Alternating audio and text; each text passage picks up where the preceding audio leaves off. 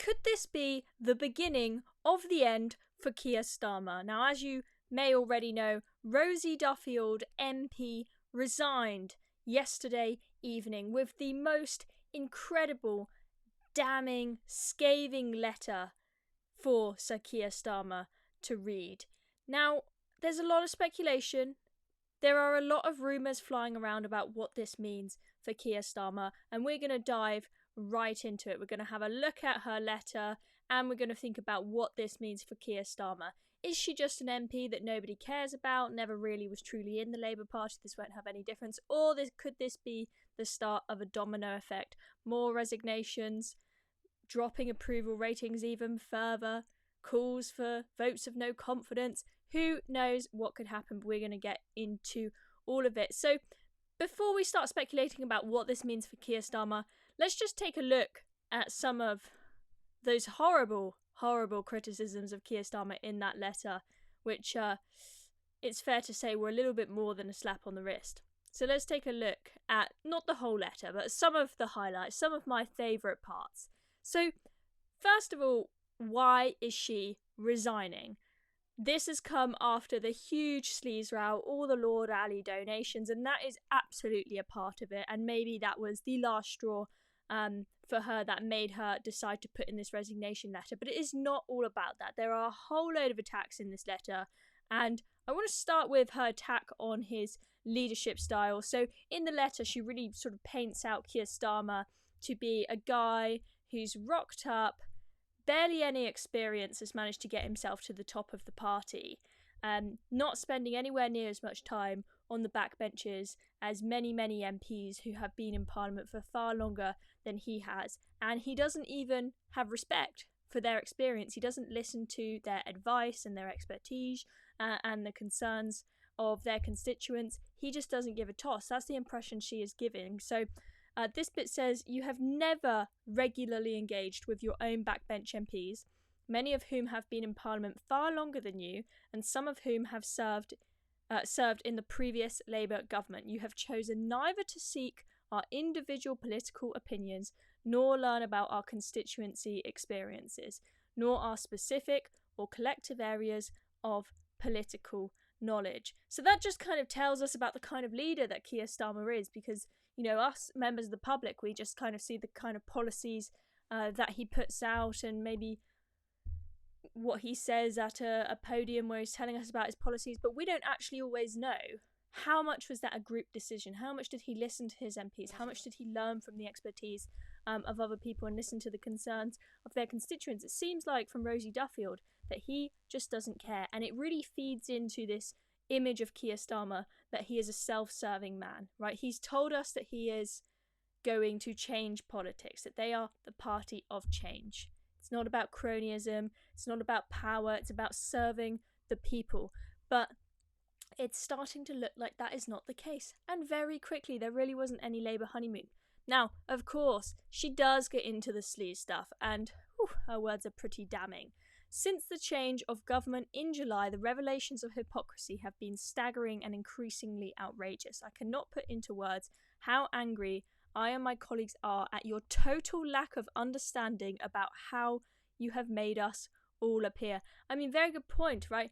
We talk about the MPs in cabinet, you know, Angela Rayner, Keir Starmer, David Lammy, Wes Streeting, whatnot, taking all these donations, right? And it's very clear that there's a lot of corruption going on, a lot of selfishness, and it's a really bad look. But you've got to understand there are a lot of backbench MPs, like Rosie Duffield, who haven't done anything wrong, who, you know, even if I disagree with their views, they're Labour politicians who probably don't agree on much. I think there are probably plenty of them that are hard-working MPs, that aren't selfish, that don't want all these freebies, that just want to do good in politics, and they're getting tarnished with the same image because of what Keir Starmer and his mates in Number 10 have done. And I think that that is, you know, something that you would be very embarrassed about, so I understand why she's resigning.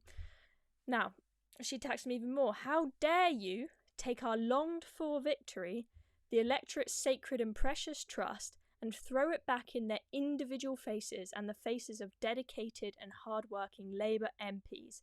The sleaze, nepotism and apparent avarice are off the scale. I am so ashamed of what you and your inner circle have done to tarnish and humiliate our once proud party. It is shameful. Labour waited so long to get into power. So many Labour MPs have been so excited. Oh, finally, we can get in and do the things that we always wanted to do. And it seems like Keir Starmer has just taken that gift and thrown it away in a few weeks or a few months. It's really, really a shame. I'm not in the Labour Party, but if I was, I would be pretty embarrassed. I think, talking to people who went to Labour conference, it sounds like the mood really was not that ecstatic. Sounds like the mood was far more ecstatic at the Reform conference, and they're not even in power, because you've got a lot of very disgruntled Labour members now who feel like Keir Starmer and the people at the top of the party, they don't represent them and they're just in it for themselves. That's the impression they're getting.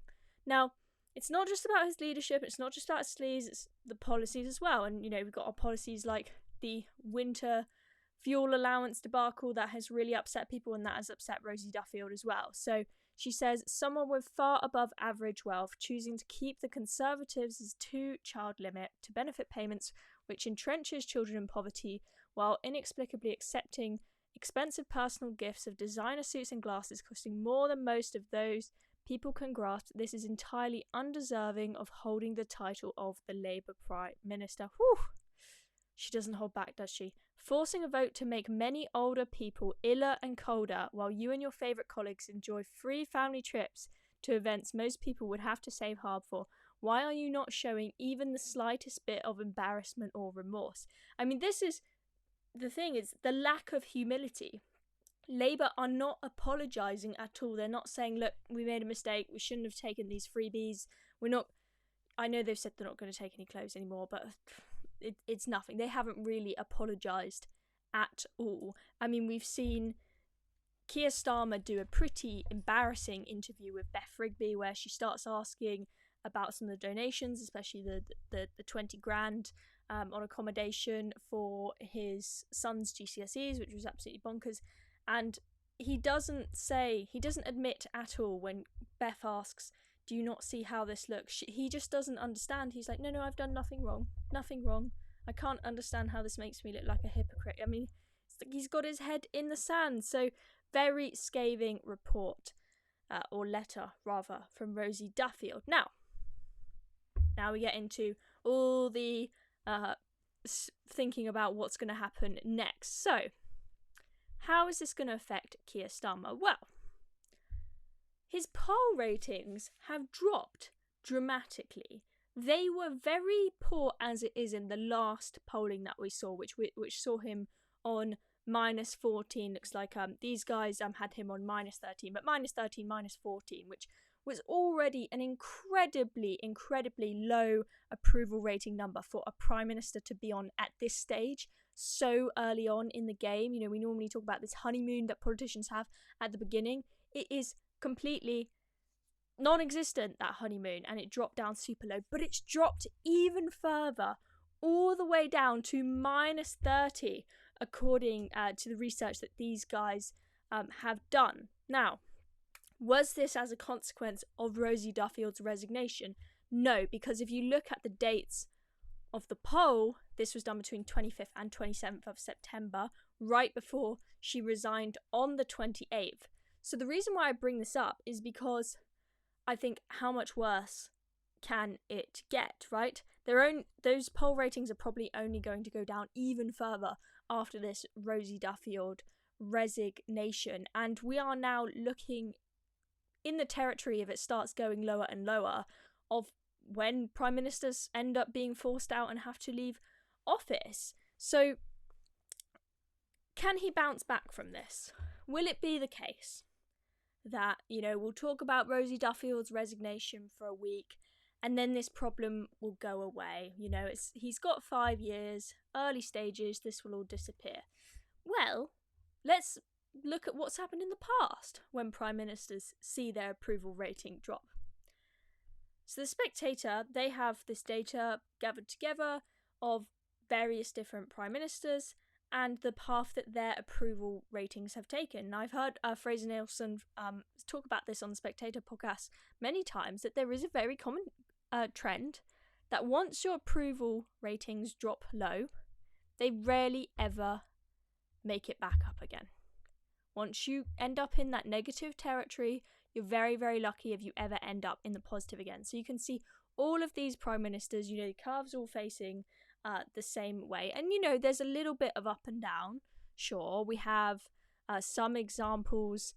For example, David Cameron, he was in the negative and then bobbed above the 0 line again before shooting back down. But generally speaking, you can see the common trend here is that once you end up in that negative territory, you're very unlikely to rebound and become what we might consider a popular prime minister again. You might lessen the damage slightly, but 5 years of Keir Starmer's approval rating being as low as it is, I think it's going to be quite hard for him to survive, because minus 30, if you look where minus 30 is on that graph, that's getting to the kind of territory where people start resigning, you start seeing votes of no confidence, and people start getting forced out. We will see if other Labour MPs will follow in Rosie Duffield's footsteps. Now, she says in that letter that lots of other her and her colleagues are absolutely infuriated. Question is, will those colleagues feel the bravery now to speak out and do the same? Some people will say Rosie Duffield, she never really was quite in the Labour Party. She's already fallen out with them over the trans thing. It's surprising that she was a Labour MP in the first place. No one's going to be that bothered by this. So we'll see what happens. We'll see what happens with the other MPs. But I think regardless of whether other MPs start resigning or not, this is going to make things very, very difficult for Starmer, especially in terms of how the public and the media respond to every kind of policy that he puts in place. Because the perception was at the beginning of this Labour government, they've got such a big majority that they can do whatever they want.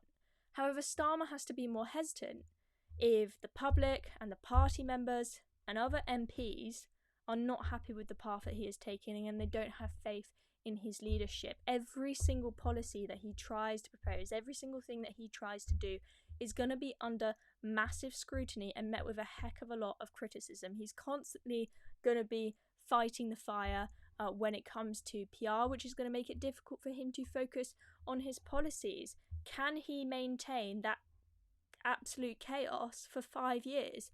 I don't think he can. But another thing to note when it comes to whether a leader is going to fall is that if someone is a very weak leader but there is not a very obvious successor to them, they can hang on for quite a long time. So if you look at Theresa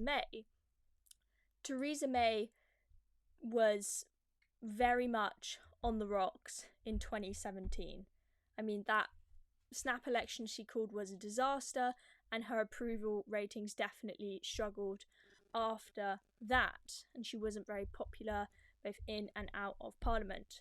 But she hung on for another 2 years. A lot of people didn't expect her to last that long. It's because there wasn't really a very clear successor about who was going to replace her. And that might be the case in the Labour Party as well, because David Lammy, Rachel Reeves, Angela Rayner, do we really like any of those lot more than Keir Starmer? I mean, they're all taking the freebies. All the people in the cabinet that would normally end up, being the successor to the Prime Minister, they're all at it. They're all at this sleaze and taking all the freebies and whatnot and proposing unpopular policies. So that might be a reason why Keir Starmer sticks around.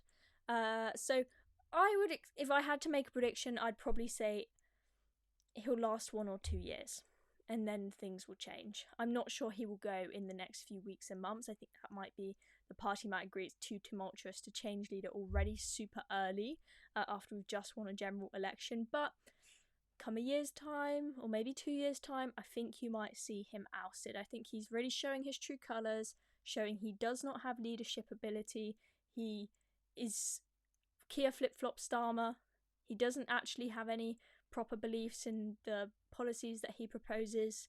He's just a career politician. People don't like him. He's gonna have to go eventually, if you ask me. But let me know in the comments what you think. Do you think he will be ousted? And if so, when? I'm Chloe Dobbs. This is another video for Reasoned. Make sure you're subscribed to the Reasoned YouTube channel so you don't miss out on the next one.